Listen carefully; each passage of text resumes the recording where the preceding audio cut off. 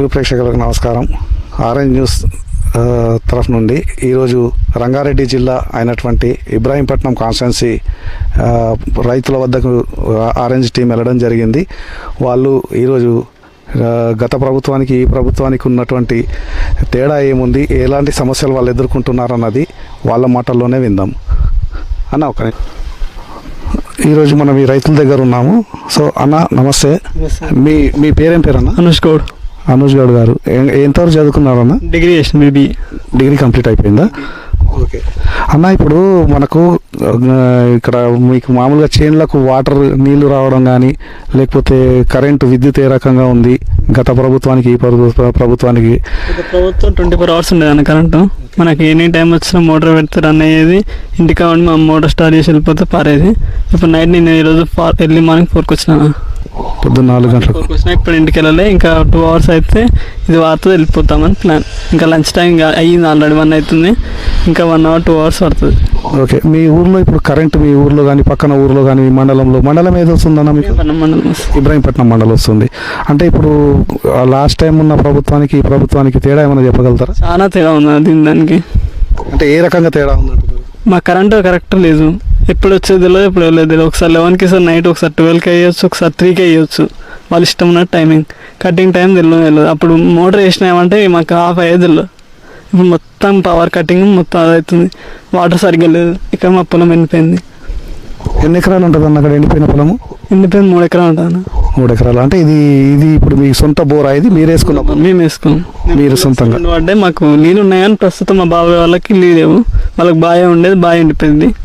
కాకుంటే 5 ఎకరాలు వేస్తే 2 ఎకరాలు వాడుతుంది, 3 ఎకరాలు ఎండిపోతుంది.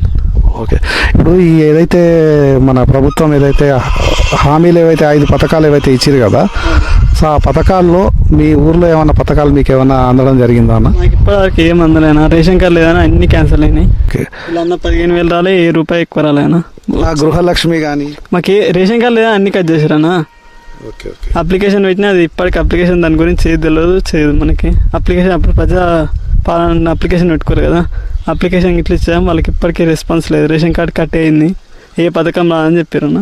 అంటే మీ ఊర్లో వాళ్ళకా కేవలం మీ ఫ్యామిలీ, మీ కుటుంబానికి? మా ఫ్యామిలీకి. మేము అప్లై చేసుకుంటే రేషన్ కార్డు లేదని అన్ని క్యాన్సిల్ చేసి, అంటే వేరే వాళ్ళకి వచ్చింది. వేరే వాళ్ళకు ఇంకా ఇప్పుడు పథకాలు మాకు తెలియదు కరెక్ట్. అంటే 5 పథకాలు 2,500 గృహలక్ష్మి కానివ్వండి, వడ్లకు 500 అది రాలే. దానా మొత్తం వర్షం పోసి రోడ్ల మీద పోసారు అన్నది అంతా. వడ్లు మొత్తం తీసుకొచ్చి రోడ్ల మీద పెట్టుకోవడం. ఇంకా కౌంటింగ్ అవుతుంది కానీ ఇంకా 500 బోనస్ ఇవన్నీ ఇంకేం కాలేదన్న. అకౌంట్ డబ్బులు ఇట్లా ఇంకా వాళ్ళే అంట అన్న. ఇప్పుడు నెక్స్ట్ ఎంపీ ఎలక్షన్స్ వస్తున్నాయి కదమ్మా, దీనిపైన అంటే మీరు కానీ మీ గ్రామంలో మీ చుట్టుపక్కల రైతులు కానివ్వండి, ఫ్రెండ్స్, అంటే దేనికి అంటే ఇప్పుడు భారతీయ జనతా పార్టీ ఉంది, బీఆర్ఎస్ పార్టీ ఉంది, కాంగ్రెస్ పార్టీ ఉంది, అంటే మీరు దేనికి ఓటేద్దాం అనుకుంటున్నారు? బీఆర్ఎస్ కన్నా. బీఆర్ఎస్ అప్పుడున్న పాలన ప్రకారం ఆయనకి ఇస్తాం. మనకి మన రాష్ట్ర హక్కుల కోసం కొట్లాడాలంటే, మన పార్లమెంట్లో ఓట్లాడాలంటే కేసీఆర్ గారికి కట్టానా, మేము క్యామలేష్ గారికి ఓటేస్తాం. బీఆర్ఎస్ క్యామ మల్లేష్ గారికి. సో ఇదంటి పరిస్థితి ఇక్కడ. రైతులు అదే రకంగా వీళ్ళకు పథకాలు కూడా ఏమీ ఇంతవరకు చేరలేదు. మళ్ళీ విద్యుత్ సంక్షోభం కూడా విపరీతంగా ఉంది ఈ మండలం లోపల. పథకాలు ఏవి వీళ్ళకి అందట్లేదు. అన్ని సమస్యల్లో ఉన్నాం. మళ్ళీ మేము బీఆర్ఎస్ పార్టీకే ఓటేసి మళ్ళీ క్యామ మల్లేష్ గారిని తీసుకొచ్చుకొని మళ్ళీ కేసీఆర్ గారికి బలపరుస్తాం వాళ్ళ ప్రభుత్వాన్ని అని చెప్పేసి వాళ్ళ వాదన వాదిస్తున్నారండి.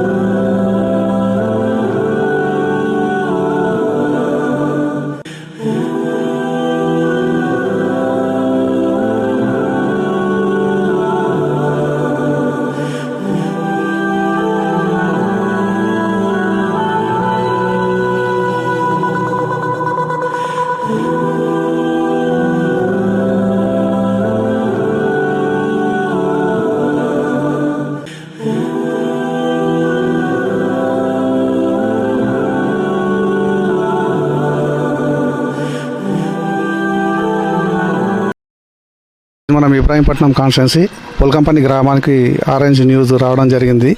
ఇక్కడ రోడ్లపైన ఎక్కడ చూసినా కూడా వడ్లు మళ్ళీ మొక్కజొన్నలు ఆరేసుకొని వీళ్ళు గత వారం 10 రోజుల నుంచి ఇక్కడ పడిగాపులు కాస్తున్నటువంటి రైతులు వాళ్ళ సమస్యలు వాళ్ళ బాధలు వారి మాటల్లోనే విందాం.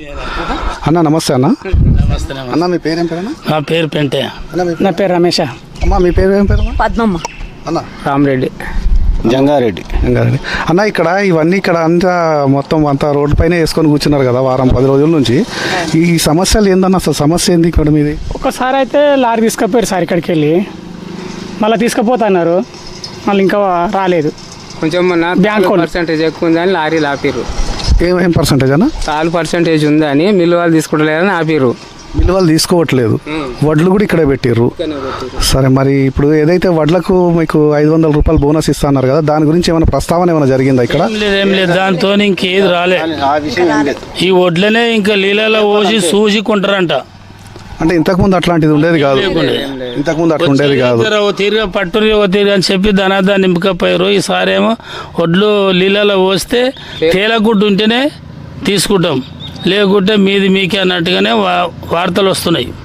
సరే అన్న, అదే రకంగా లారీలు ఆపిర్రు అనమాట. అది సరే సార్ అన్న, ఇంకొకటి ఏంటంటే ఇప్పుడు ఏవైతే ప్రభుత్వం మీకు 5 పథకాలు హామీలు ఏదైతే ఇచ్చిరు కదా, 6 హామీలు ఏవైతే ఇచ్చిరు కదా, ఆ 6 హామీల లోపల మీకేమైనా హామీలు, ఇప్పుడు ఫర్ ఎగ్జాంపుల్ 200 యూనిట్ల కరెంట్ అన్నారు కదా, అదేమైనా ఉచితంగా వస్తుందా?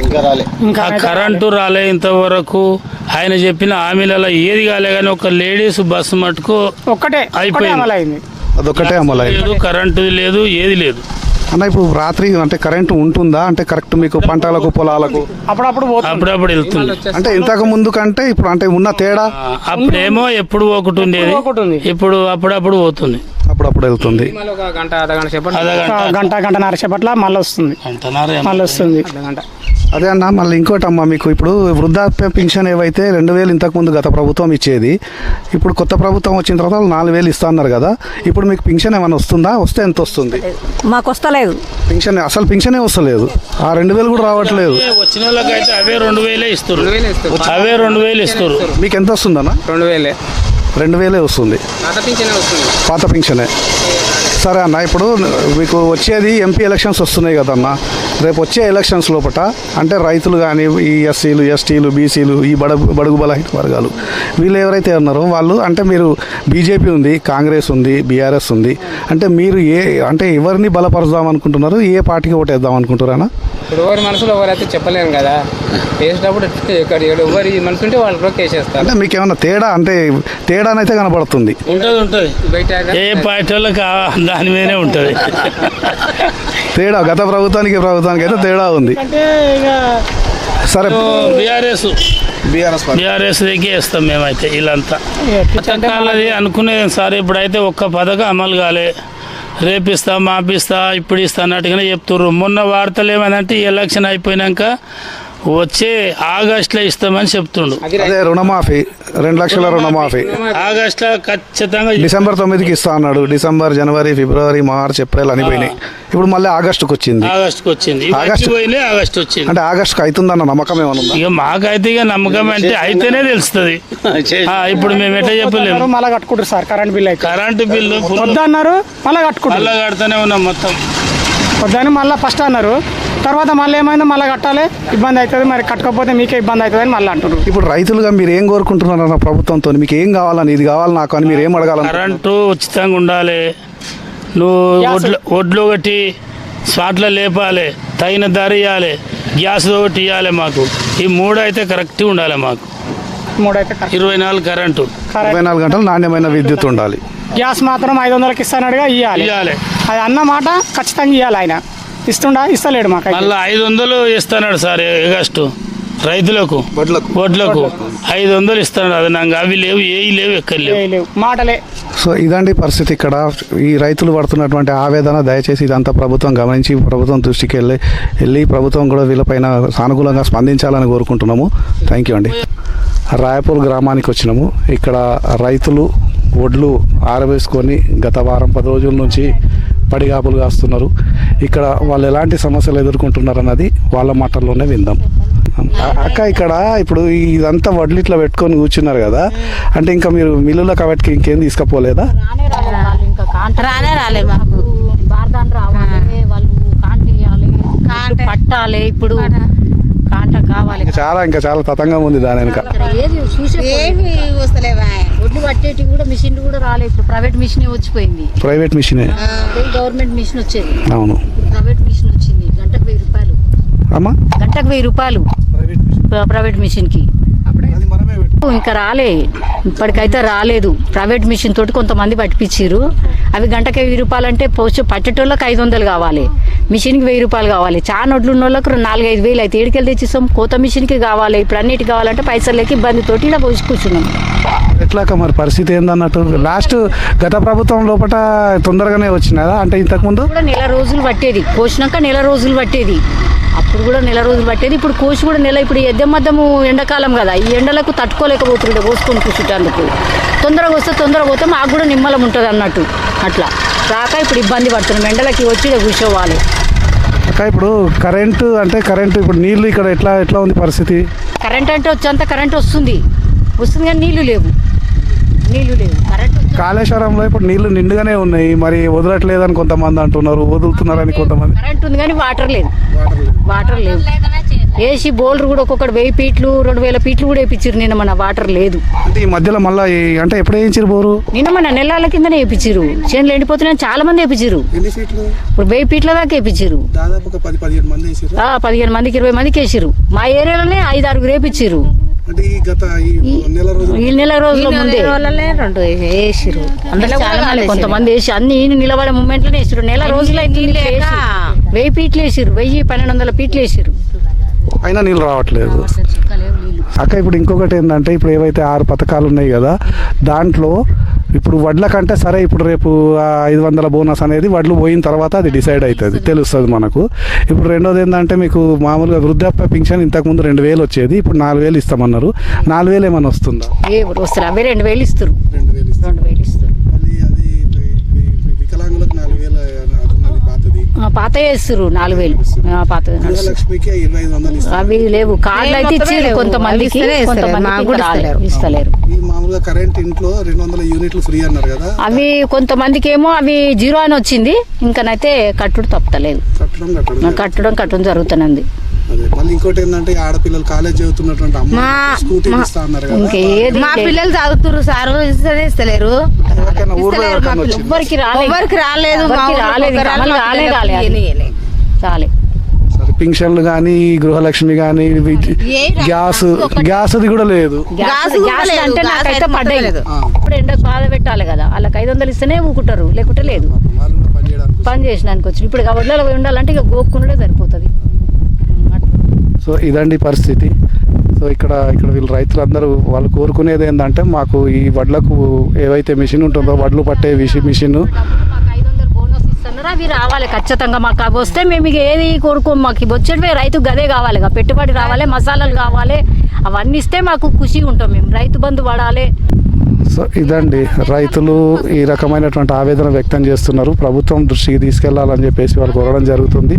వడ్లు పట్టే మిషన్ కూడా గత ప్రభుత్వంలో తొందరగానే వచ్చేది, ఈసారి ఇంకా ఇంతవరకు రాలేదు. వడ్లు పట్టాలంటే ఒక క్వింటాలకు గంటకు 1000 రూపాయలు చొప్పున తీసుకోవడం జరుగుతుంది. దాంతో ఖర్చుల పాలైపోతున్నామని చెప్పి వాపోతున్నారు వాళ్ళు. ఇది ప్రభుత్వం దృష్టికి తీసుకెళ్లాలని చెప్పేసి వాళ్ళు కోరుకోవడం జరుగుతుంది. థ్యాంక్ యూ అండి, థ్యాంక్ యూ వెరీ మచ్.